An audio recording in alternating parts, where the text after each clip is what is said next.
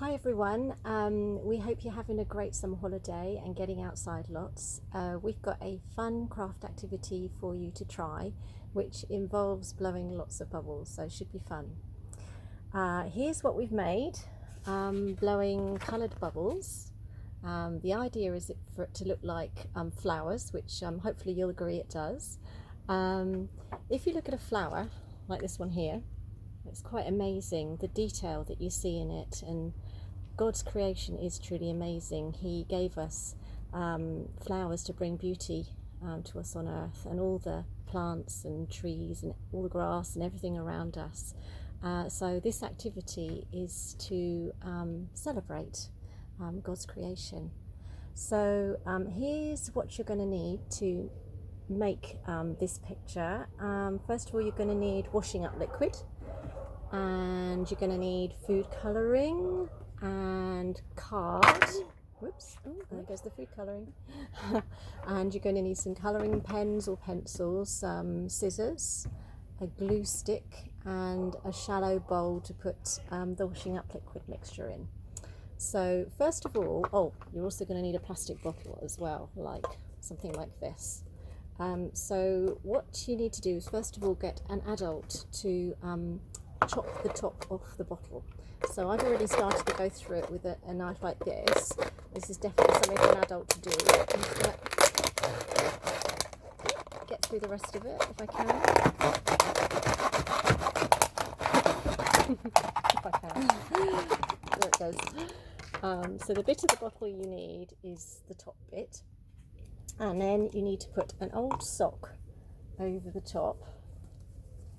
There we go. So Leah, if you could hold the bottle for me, please. Yep. Oops, there we go. And you need to get it nice and tight over the top of the bottle if you can. Doesn't matter what kind of sock it is, it will work. Okay, so now that that's on there, what you need to do is dip. One thing I've missed is that you need to put some washing up liquid into a bowl and then add some water to it, and then you need to add the food colouring of your choice, whatever colour you want it to be. We've used some sort of reds and purples. Oops.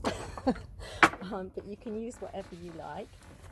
And we've also then added leaves afterwards in green, so you might not want to use green for the flowers, but any other colour would be lovely, and you could do multicoloured if you wanted to make it nice. So Leah's mixing up the washing up liquid and water, and then we'll add a little bit of food colouring to that as well. Here we go.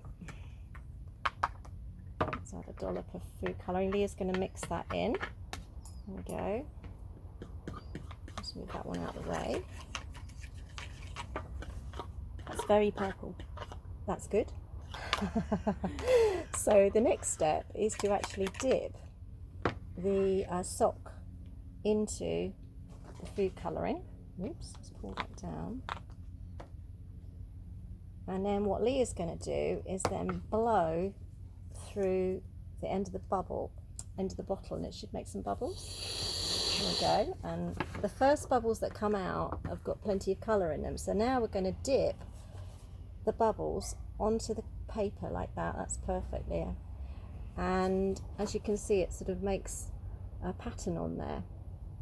So I suppose this sock has actually got some sort of like a bit of a design on it. So probably the bigger the holes on it, maybe the bubbles come out slightly differently.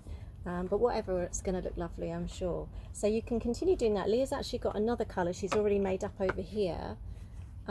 So if you just wipe the end of that off slightly, and then Leah's going to dip that now into the other colour and blow through that one, and that will give you some different colour bubbles. Okay, try again then, Leah.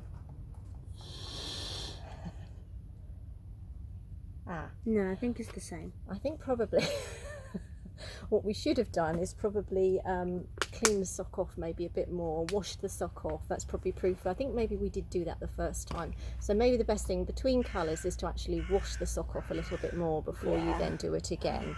But you get the general idea is that you can make these lovely flower shapes. And if you wash the sock off, which we didn't do, or use another old sock and switch the socks over, that might be better as well. And then once you've done that and you've built up the pattern that you want on the page, you can put as many on there as you like. Then what you need to do is actually make the little leaves. And so Leah's drawn a couple already on some card here. Leah wants to show you. And then all you do is just cut them out and stick them on. What you'll need to do though is wait until the card is dry, because while it's wet the leaves probably won't stick very well to the card. So wait till it's dried out in the sun outside and you can go and do something while that's happening. And then the last thing that we did was actually just draw on some stems there around the flowers, and I think you agree it's quite a pretty effective pattern. So we hope you have loads of fun with your bottles and blowing lots of bubbles. We grew some bubble snakes that were probably, I don't know, about the length of a ruler, I would say, wouldn't you? And they went floating around the garden, so I hope you have fun doing that as well. We've also been thinking about the Bible as well while we've been doing this, and as we're thinking about creation, we've been looking at the first book of the Bible, which is Genesis. And there's a part in the Bible there, Genesis 1 verse 12, and it says about the earth and vegetation and God putting seed and trees and all of God's creation. And we've been looking a little bit at the stories in Genesis and what's written there, and also we've been having a look at some YouTube videos as well. And if you want to learn a bit more about God's creation and how He made the world, there's some really nice videos on YouTube if you ask your parents to have a look for you, that you might be able to watch. So I hope you enjoy that and have fun with the bubbles as well, and we look forward to seeing you next time. Bye. Bye. Bye bye.